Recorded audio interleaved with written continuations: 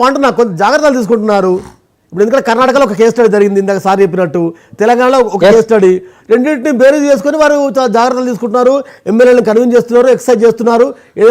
ఏదో రకంగా అధికారంలోకి రావాలి కాబట్టి రకరకాల ప్రయత్నాలు చేస్తున్నారు. దాన్ని తప్పడితే ఎట్లా? అతి జాగ్రత్త తీసుకుని ఇక్కడ వెంకట్ గారు ఇక్కడ ఏంటంటే వాస్తవంగా మనం అదే అంటే నేల విడిచి సాము చేయొద్దు అంటున్నాను. ఇక్కడ పాలనాపరమైనటువంటి ఒక ప్రణాళిక నడుస్తూ ఉంటే ఎక్కడైనా లోపాలు జరిగితే ఆ ఖచ్చితమైనటువంటి గూఢచర్య విభాగం చేసేటువంటి అంచనాల ప్రకారం పాలనాపరమైనటువంటి నిర్ణయాలు మార్చుకుంటారండి. కానీ ఇప్పుడు వీళ్ళు రాష్ట్రం మొత్తం మారుతున్నారండి. ట్రిప్పుల వారీగా ప్రాంతాల వారీగా ఉన్నటువంటి వాళ్ళని మిలిసి 25 మందిని 30 మందిని మార్చేటువంటి పరిస్థితి. 25-30 లెక్కన వేసుకుంటే మొత్తం రాష్ట్రంలో 151 వీళ్ళు గెలిచినటువంటి స్థానాల్లో 90 మందిని మార్చేటువంటి పరిస్థితి జరిగిందండి. 4 నెలల ముందు వై నాట్ 175 అని చెప్పి గందరగోళం చేసిన వాళ్ళు ఇవాళ వై నాట్ 175 ఉన్నటువంటి వ్యక్తులు మార్చే పరిస్థితి రావడం అనేది వాళ్ళలో ఉన్నటువంటి లోపాన్ని వాళ్ళు సరి చేసుకోవడం కోసం చేస్తున్నటువంటి ప్రయత్నం. ఇక్కడ మీకు ఒక మాట నేను క్లారిటీ చెప్పదలుసు. ప్రశాంత్ కిషోర్ గారు ఇచ్చినటువంటి ఫార్ములా ప్రజలను చేసి అది రాజకీయంగా ఒక వ్యవస్థను ఏర్పాటు చేసుకుని ఆ వ్యవస్థతో వాళ్ళు ఎలా రాజకీయ పార్టీని నడుపుకోవచ్చు అని చెప్పారు. కానీ ఇప్పుడు ఏమైందంటే అభ్యర్థుడిగా ఎక్కడైతే పదవిలోకి వెళ్ళడానికి దారి చెప్పినట్టు మళ్ళీ తిరిగి రావడం చెప్పడం మర్చిపోయినట్టుగా జగన్మోహన్ రెడ్డి గారి వైఫల్యాల వల్ల ఎలా దెబ్బతింటాం అనేది విషయం మాత్రం మర్చిపోయినటువంటి పరిస్థితి. ఇవాళ వారు చెప్తున్నట్టుగానే వాలంటీర్ వ్యవస్థ అనుకుంటే వాలంటీర్ వ్యవస్థ పనిచేసింది ప్రజల కోసమని వైసీపీ వాళ్ళు భావిస్తున్నారు. కానీ ప్రజలేం భావిస్తున్నారంటే వాలంటీర్ వ్యవస్థ పూర్తిగా రాజకీయ పార్టీకి వాళ్ళకు ఉపయోగపడిందని భావిస్తా ఉన్నారు.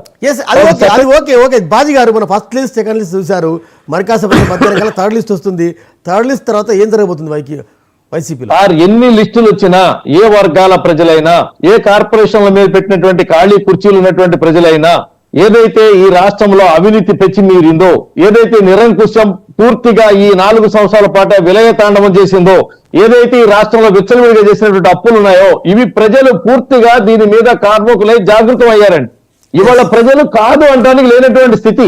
రాష్ట్రంలో ఉన్నటువంటి పాలన వ్యతిరేకించేటువంటి వాళ్ళు ఏదైతే ఉద్యోగ నిరుద్యోగులు కానివ్వండి, కార్మిక కర్షకులు కానివ్వండి, సన్నకారు చిన్నకారు రైతులు కానివ్వండి, బడుగు బలహీన మైనార్టీ గిరిజన వర్గాలు కానివ్వండి, ఇవాళ వీళ్ళు ఏర్పాటు చేసినటువంటి కార్పొరేషన్లు ఏర్పాటు చేసినటువంటి నేతన్న గీతన్న సాకలి మంగళ వర్గాలు కానివ్వండి, ఎవరు కూడా ఈ ప్రభుత్వం పట్ల విశ్వాసంతో లేరు.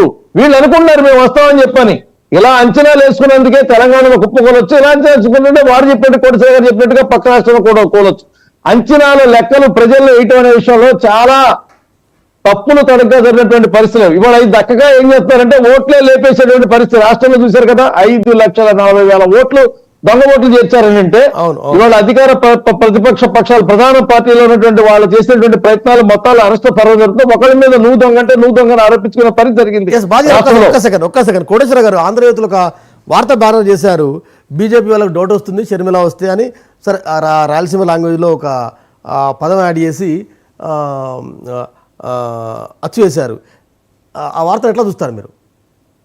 ఇప్పుడు కొన్ని వార్తలు ఊహాగానాలతోటి స్పెక్యులేషన్ తోటి చేసేటువంటి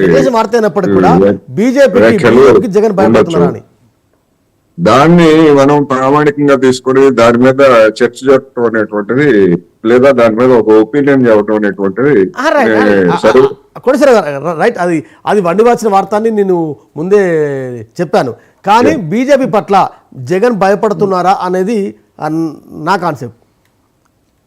బీజేపీ పట్ల జగన్ భయపడుతున్నారా లేకపోతే ఆంధ్రప్రదేశ్ రాజకీయాల్లో బీజేపీ వైఖరి అనేటువంటిది ఒక చర్చ అనేది ముందు మనం గమనించాలి.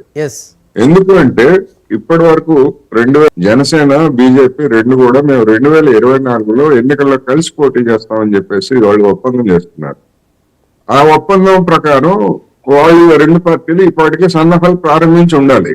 కానీ ఎక్కడ బీజేపీ వైపు నుంచి కానీ లేదా మన జనసేన వైపు నుంచి కానీ అటువంటి ప్రయత్నాలు ఉమ్మడి కార్యాచరణ అలాంటివి ఏం లేకపోగా మధ్యలో పవన్ కళ్యాణ్ గారు తెలుగుదేశం పార్టీ తోటి నేను సర్దుబాటు చేసుకుంటాను పొత్తు పెట్టుకుంటానని చెప్పేసి చెప్పటమే కాకుండా కార్యాచరణ కూడా సంయుక్తంగా సభలు విడివిడిగా సభలు ఇవన్నీ కూడా చేస్తున్నాం. ఇప్పుడు బీజేపీ ఏ వైఖరి తీసుకుంటుంది పవన్ కళ్యాణ్ పట్ల? అతనితో ఒప్పుకున్నటువంటి ఒప్పందాన్ని బ్రీచ్ చేసినందుకు ఒక విధంగా చెప్పాలంటే ఆంధ్రప్రదేశ్ లో ఉన్నటువంటి భాష వీటిలో చెప్పాలంటే జగన్ పవన్ కళ్యాణ్కి బీజేపీ విడాకులు ఇస్తుందా లేకపోతే విడాకులు ఇవ్వకుండానే పవన్ కళ్యాణ్ తందాన్ని చూసుకుంటారా? ఇవన్నీ అంటే ఆయన గురించి వ్యక్తిగతమైనటువంటి కాదు, ఇవాళ ఉన్నటువంటి వాతావరణం. ఎందుకంటే జనానికి అనుమానాలు ఇప్పటి వరకు ఎందుకు ఇంతవరకు బీజేపీ దాని మీద ఒక స్పష్టత ఇవ్వలేదు. లేదా పవన్ కళ్యాణ్ ఏమంటున్నారు, మేము కూడా మా కూటమిలోకి రమ్మంటున్నాం అని చెప్పేసి చెప్తున్నారు. అదే వైసీపీ మన బీజేపీ సత్యకుమార్ గారు ఏమంటున్నారు, మీరు కాదు కదా చెప్పాల్సిన వాళ్ళు చెప్పాలి అని చెప్పేసి వాళ్ళు చెప్తున్నారు. ఇంకా బీజేపీకి చెందినటువంటి కొంతమంది ప్రతినిధులు ఏం చెప్తున్నారు చర్చల్లో నిన్న మొన్న, అసలు మా కూటమి నుంచి వెళ్ళిపోయింది అనేటువంటిది ఒకవైపు చెప్తున్నారు. రెండో వైపు ఏం చెప్తున్నారు, మేము విడిగా పోటీ చేస్తాం అనేటువంటి సంకేతాలు కూడా ఇస్తున్నారు. అందుకని ఈ గందరగోళానికి